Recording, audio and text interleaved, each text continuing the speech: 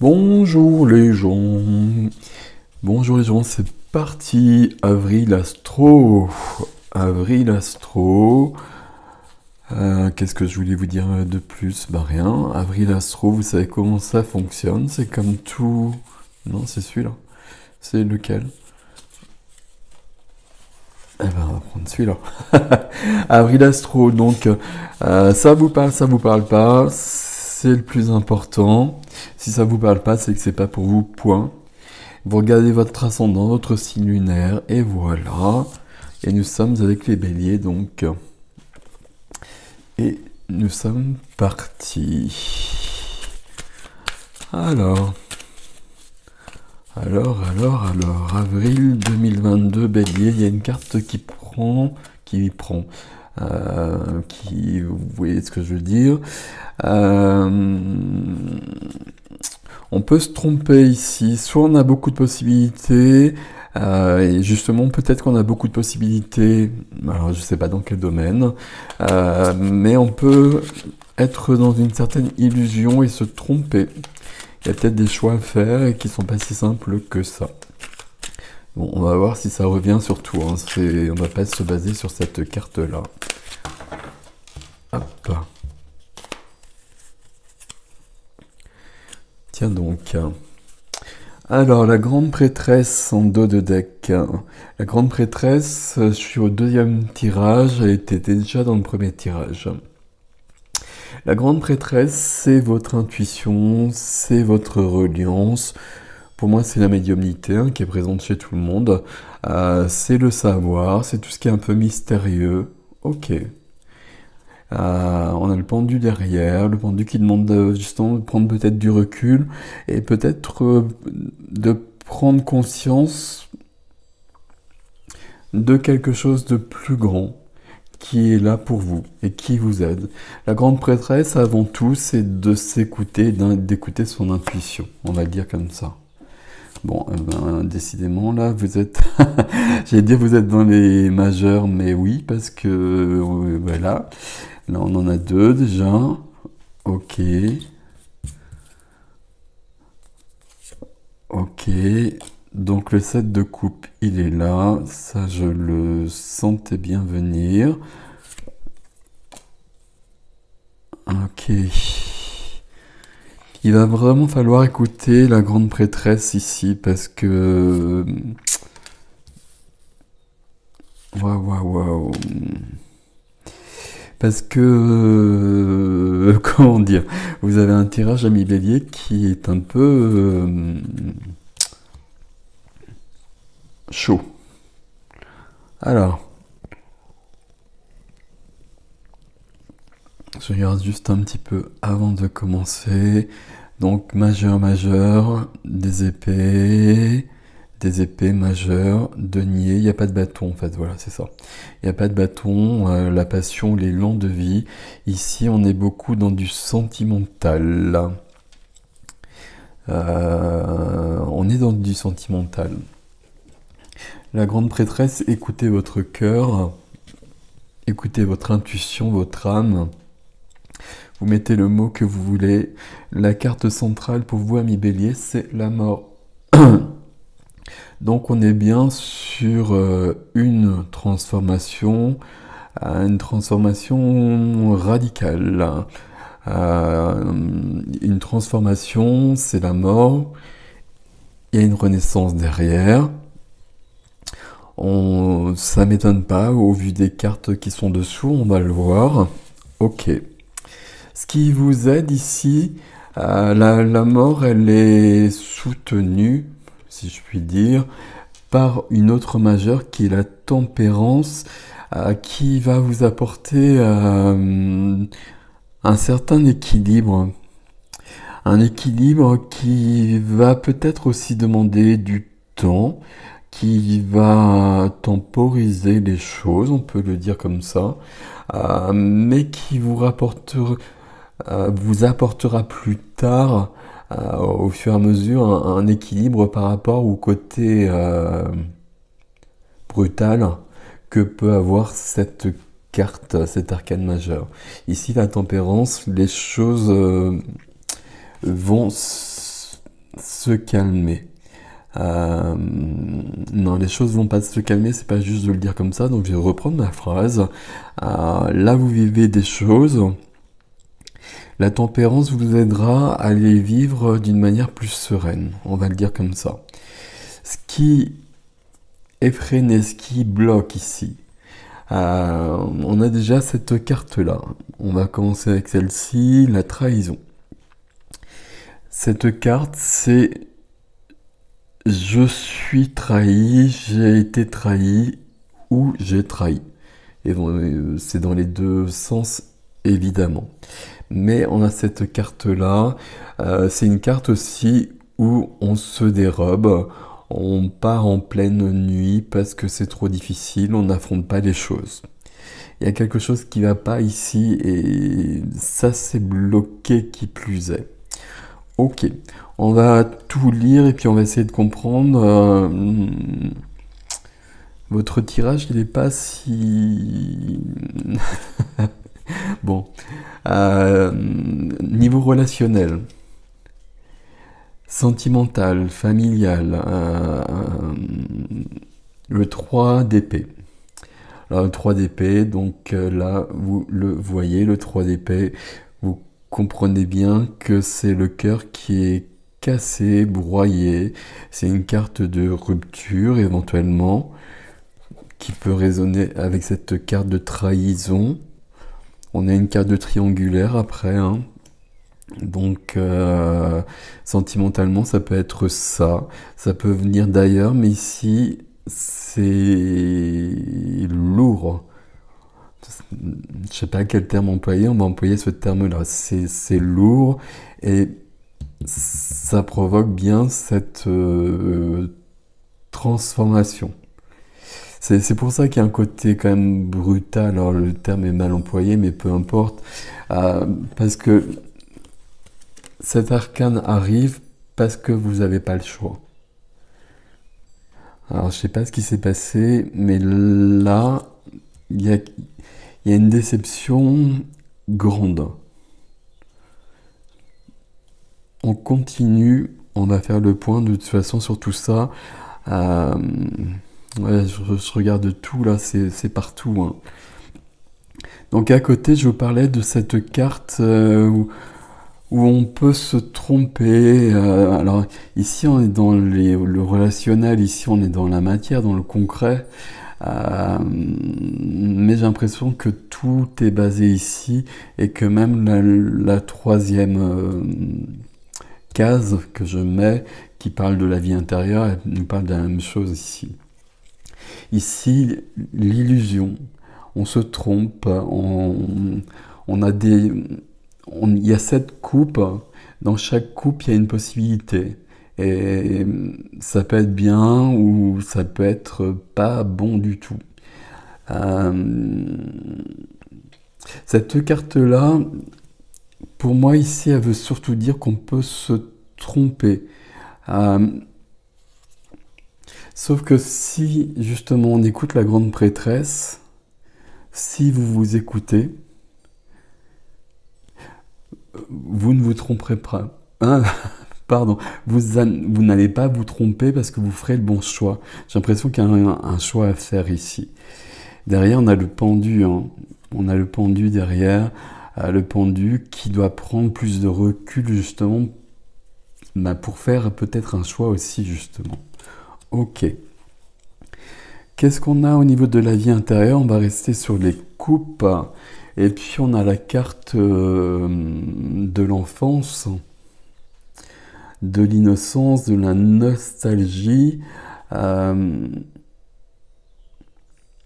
C'est une carte de légèreté normalement.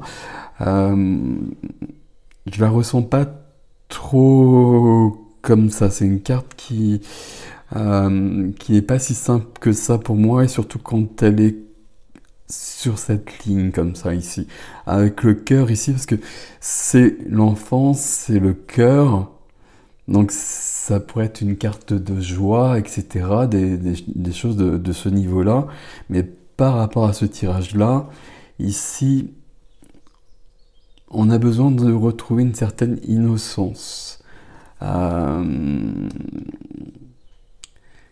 Et cette innocence-là, on l'a plus.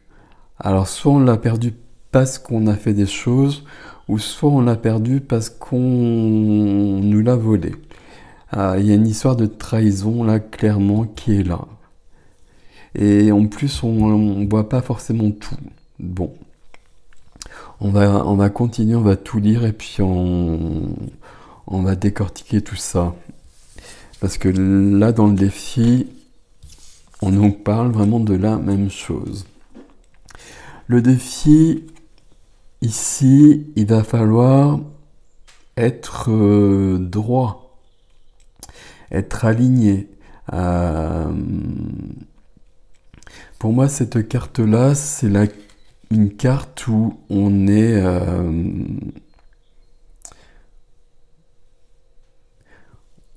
stable, on est aligné, le cœur, l'âme, etc. On met les mots que l'on veut, mais on est bien par rapport à soi et on est dans une intégrité. C'est une carte aussi de triangulaire, hein. C'est du 3, comme ce 3-là. Et ici, on a la trahison. Donc là, très clairement, il est tout à fait possible que sur un couple, l'un ou l'autre, vous ou l'autre, il y a quelqu'un d'autre qui s'est présenté et ça semble difficile. Ça peut être vous ou l'autre, mais ça change tout. On a la mort qui est au centre, donc ça change tout. Et puis vous le savez, on peut être en couple et puis rencontrer quelqu'un d'autre, et c'est la bonne personne. Donc c'est comme ça. Mais le fait qu'on ait cette carte d'illusion, c'est pas top quand même par rapport à ça. Ok. Si on continue, une majeure, le jugement. Donc le jugement ici, on va bien parler de cette évolution, d'une renaissance. On va parler aussi d'une aide supérieure. Alors là, c'est pareil, vous choisissez les mots qui vous conviennent par rapport à ça. Mais si on s'écoute, si on écoute sa petite voix, en tout cas, on va trouver le vrai chemin. Et ça, c'est important pour vous parce que j'aime pas du tout cette carte au centre là. Enfin bon, peu importe. Ici, c'est une carte où on est aussi dans une évolution, mais on peut passer par une évolution en passant notamment par ce qu'on appelle la nuit noire de l'âme.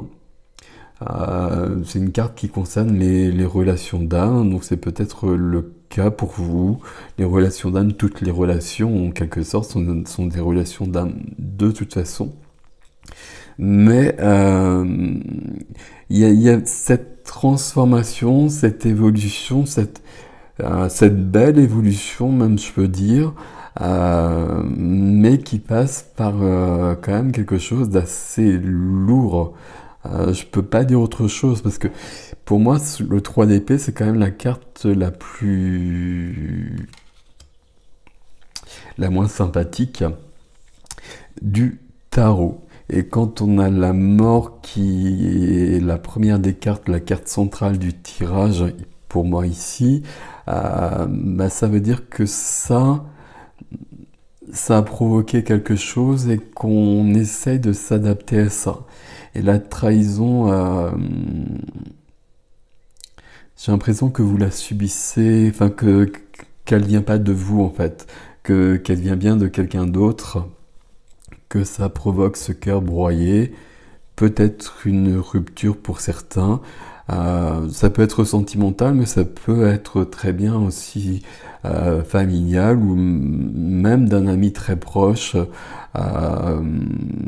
On s'y attend pas et c'est presque pire qu'une rupture amoureuse parfois. Donc il y a bien cette notion-là. Avec cette carte qui a sauté là, J'insiste beaucoup là-dessus parce que on est dans l'illusion avec cette carte-là. Alors que là, il y a quelque chose de souffrant, de brutal, et il faut que vous le puissiez le voir pour que vous puissiez évoluer, pour que vous puissiez passer à autre chose. Là, ici, vous avez deux cartes de renaissance, mort et renaissance. Et le jugement, c'est la renaissance aussi. Donc, tant que vous ne serez pas dans l'énergie de la renaissance, même si on a de la tempérance ici, on sera quand même dans une certaine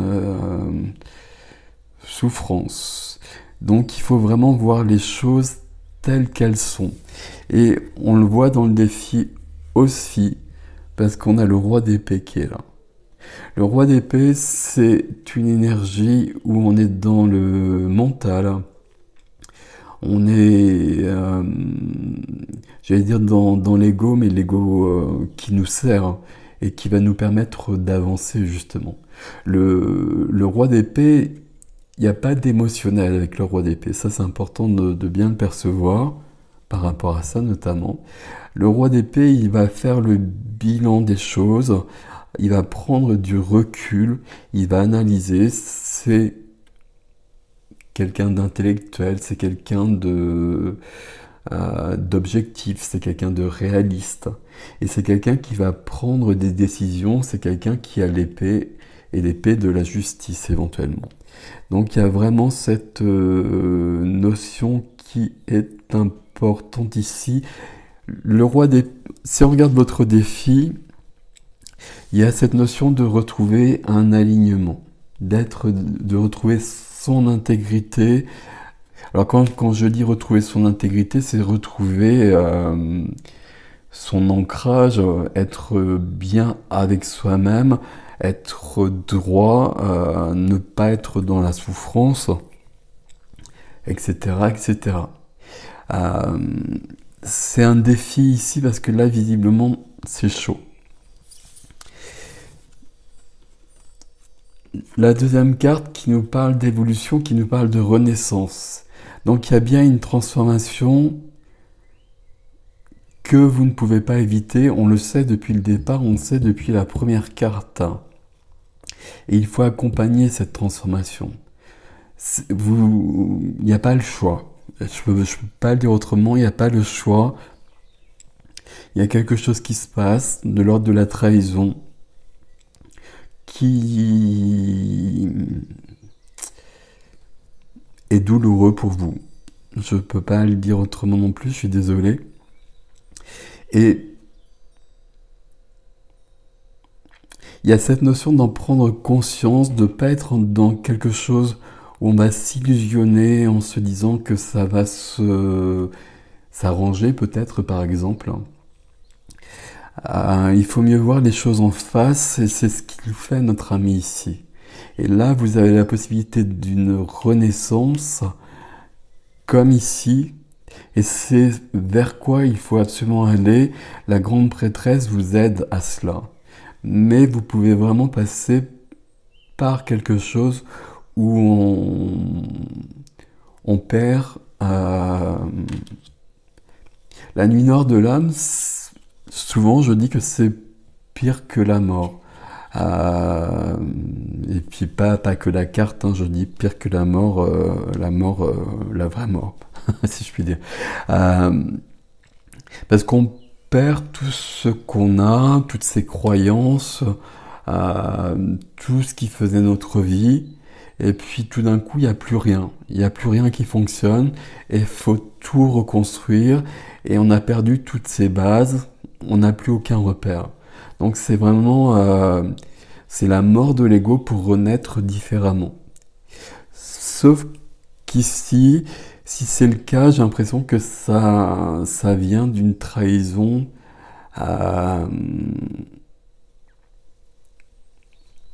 que vous subissez. Alors, trahison qui est ici, donc qui freine, qui bloque. Le fait qu'elle soit dans cette position-là, Là, ça vous aide, là, ça vous aide pas. Forcément, ça vous aide pas, cette carte-là, déjà à la base.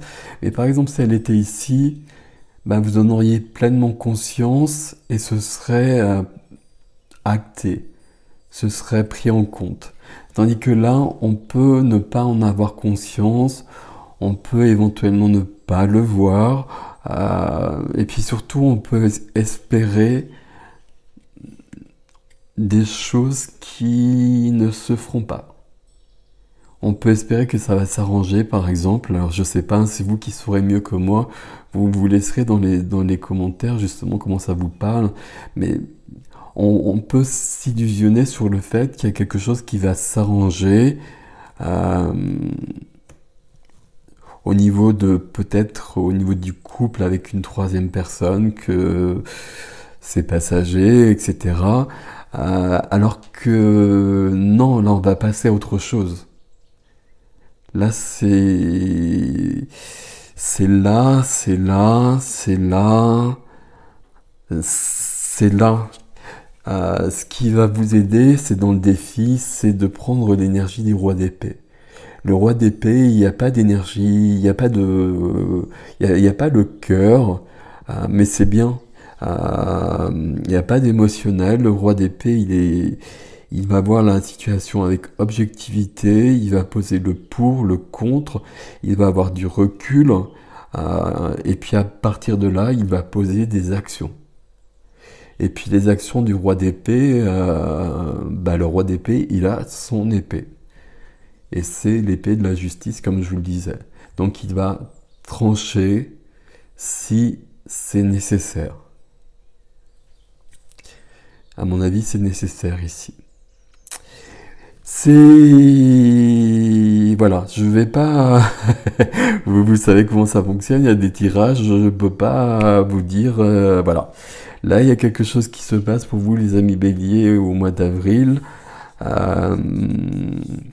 C'est pas prévu, à mon avis. Il faut vraiment en prendre conscience. Plus vous en prenez conscience, plus quelque part vous le voyez, vous l'acceptez, plus vous passez à autre chose. Et la première carte, c'est quand même la grande prêtresse. Hein. Le dos de deck, en tout cas, c'est la grande prêtresse. Et si vous êtes dans la lumière de la grande prêtresse, ça veut dire que vous vous écoutez. Et là, si vous vous écoutez, c'est écouter son intuition, ses ressentis. Et faire confiance à cela. Même si vous n'avez pas l'habitude, ce serait une bonne chose ici. Parce que là, vous ressentiriez tout ça là. Cette carte d'illusion, elle est embêtante. Donc ce serait bien de voir les choses.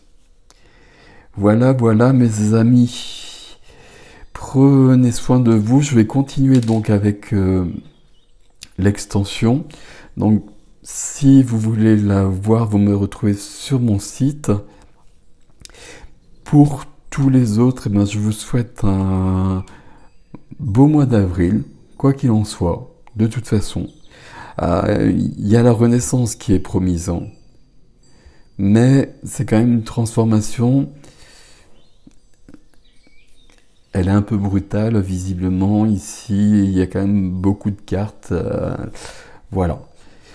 Vous n'oubliez pas, il y a celle-ci, et celle-ci qui plus est, elle a sauté dès le départ, et elle est revenue juste après.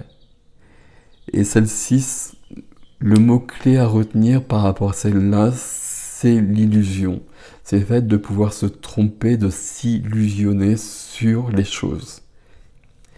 D'espérer, je le ressens vraiment comme ça, qu'il y ait des choses qui puissent s'arranger, alors que non. Et du coup, ça va pas s'arranger, donc on passe à autre chose. C'est pas cool, hein, je suis désolé, hein, vous savez comment ça fonctionne, voilà. Prenez soin de vous, mes amis, et je vous dis à bientôt.